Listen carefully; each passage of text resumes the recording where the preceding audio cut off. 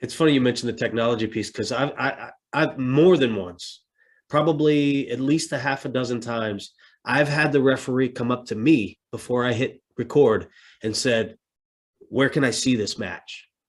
Because they're evaluating themselves. Is this going to be on your YouTube? Is this going to be on Ohio Matt Media? Where can I see this match?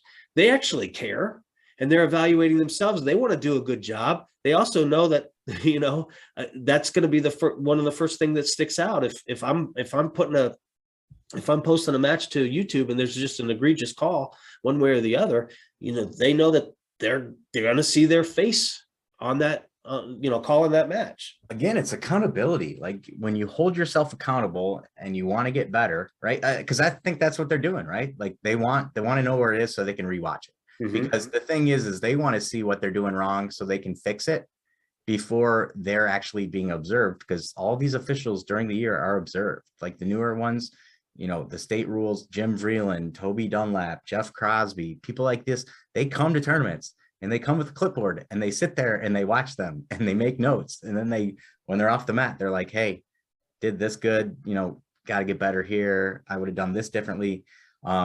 So they're trying to better themselves because they know it's like when you're a kid, right? When the principal comes in and evaluates the teacher, I don't know if you're, what I mean? Yeah.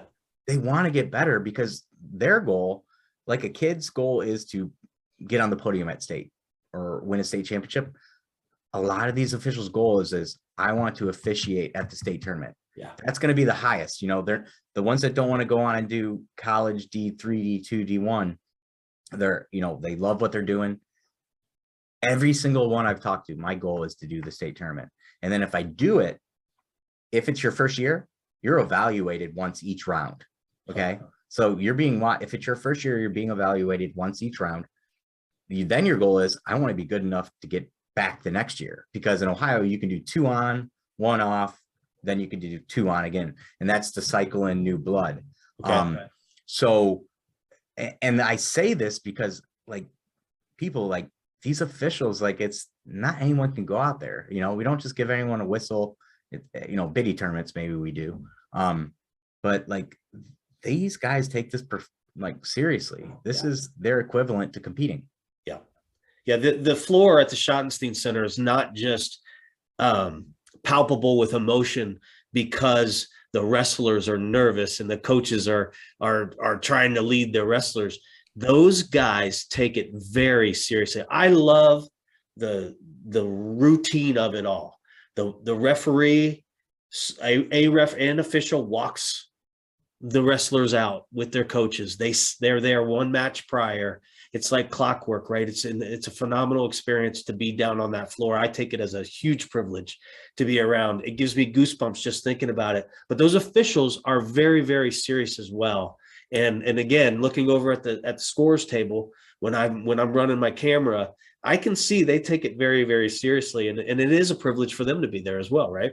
Yeah, I mean the official. So that's the thing a lot of people don't understand. So at the OHSAA and OAC, we have an official at every table that will never be on the mat. Then you have your 3 on 2 or whatever kind of the head, however the head referee does it. But yeah, they understand that if I'm at the table, I'm really close to being on the mat. So I need to do a really good job at this job because this is my interview, as well as the work that I do on the mat during the season, this season and next season, to possibly get that letter in December that you're doing the state tournament.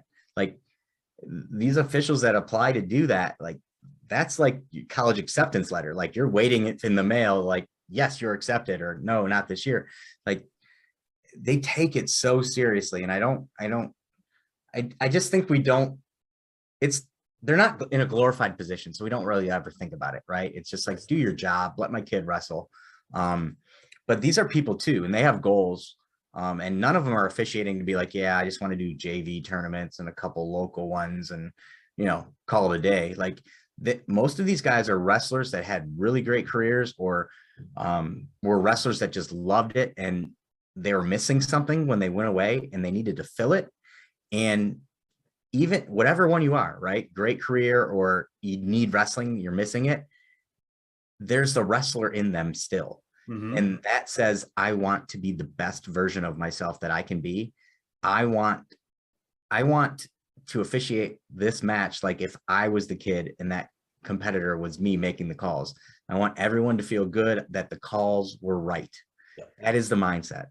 Never have I, as an official or anyone I've ever spoke to, said I woke up in the morning like, yeah, this morning I'm going to screw the 32 pounder from the Central District. It's going to be awesome. I can't wait to see the look on his coach's face and how he reacts. No, like these guys are nervous to go out there, but once the whistle goes, they fall right into their routine because they're professionals. And that's what I think we need to look at them as, like, they're professionals. They know what they're doing. You know, I'm 38 years old. I think I started wrestling maybe when I was 5. So that's a long time. I still, every time I crack open that rule book or look at our situations, stuff, I learn something. So it's very different being a wrestler and thinking you know the rules versus being an official and having to know the rules to do your job.